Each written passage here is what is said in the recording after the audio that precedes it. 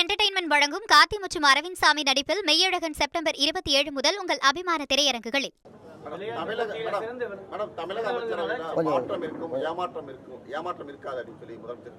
எப்போ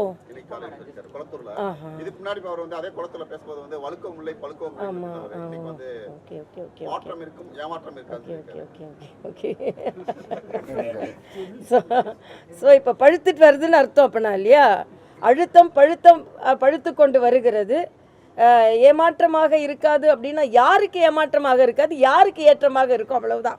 ஆனால் துரைமுருகனுக்கு ஏமாற்றமாகவும் தம்பி உதயநிதிக்கு ஏற்றமாகவும் இருக்குமா, இல்லைன்னா யாரெல்லாம் ஏமாற போகிறா, யாரெல்லாம் ஏற்றம் பெற போகிறார்கள் என்பது தான். நிச்சயமாக எல்லோருக்கும் ஏற்றமாக இருக்க போகிறதில்ல, பல பேருக்கு ஏமாற்றத்தை தரப்போகிறது. அதனால் இது முதலில் இருந்தே ஏற்கனவே ஒரு பறவை விட்டு ஒரு நல்ல நாள் பார்த்து தம்பி உதயநிதிக்கு முடிசூடுவதற்காகத்தான் இதெல்லாம் அடித்தளம் அமைத்து கொண்டிருக்கிறார்கள்.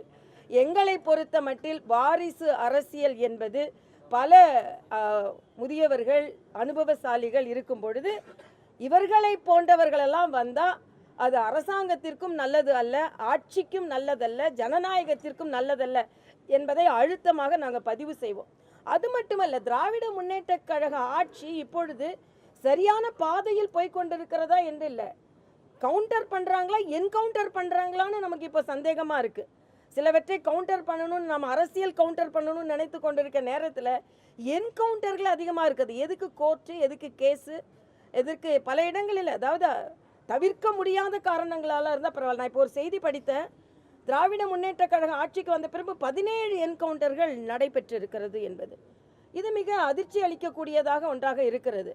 ஆக இது விசாரிக்கப்பட வேண்டும், குற்றவாளிகள் வெளிக்கொணரப்பட வேண்டும், குற்றம் வெளிக்கொணரப்பட வேண்டும். அப்படி இல்லாமல் இது குற்றவாளிகளை யாரையோ காப்பாற்றுவதற்கு இதெல்லாம் நடைபெறுகிறதோ என்ற ஒரு அச்சமும் நமக்கு வருகிறது. ஆக சட்டம் ஒழுங்கு சரியில்லை, இன்னைக்கு கஞ்சா பழக்கம் தலைவிரித்து ஆடிக்கொண்டிருக்கிறது, பாலியல் குற்றங்கள் தமிழகத்தில் அதிகம் நடந்து கொண்டிருக்கிறது.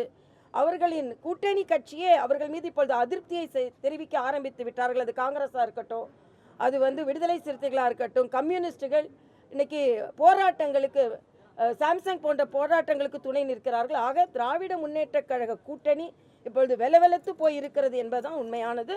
அதனால் அவங்க ஆட்சியில் சரியான கவனம் செலுத்தவில்லையோ என்ற எண்ணம் எனக்கு தோன்றுகிறது.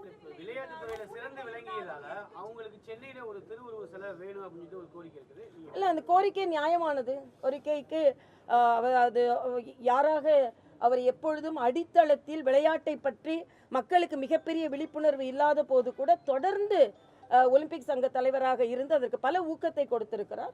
அவர்கள் கோரிக்கை நியாயமானது.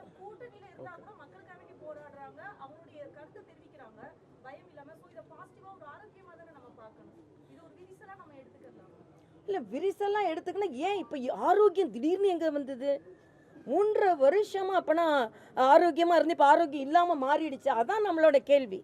ஆக உங்களுக்கு கருத்துக்கள் இருந்தது என்றால் ஏறக்குறைய 3.5 ஆண்டு காலமாக சும்மா இருந்து விட்டு இப்பொழுது கருத்து சொல்வதிலும், இன்னைக்கு கருத்து சுதந்திரத்தை பற்றி பேசுவதிலும், இன்னைக்கு நாங்கள் இல்லைன்னா அவங்க ஆட்சிக்கு வர முடியாது என்று இப்பொழுது சொல்வதிலும் இது அப்பட்டமான ஒரு அரசியல் இருக்கிறது, அவ்வளவுதான். அதிகப்படியான இடங்களை பெறுவதற்காக இருக்கலாம்.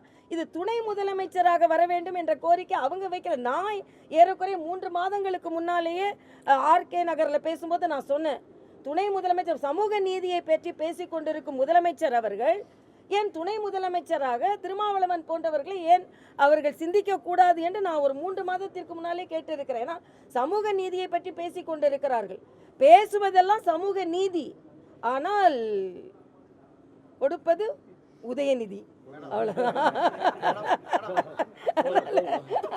2D என்டர்டெயின்மெண்ட் வழங்கும் கார்த்தி மற்றும் அரவிந்த் சாமி நடிப்பில் மெய்யழகன் செப்டம்பர் 27 முதல் உங்கள் அபிமான திரையரங்குகளில்.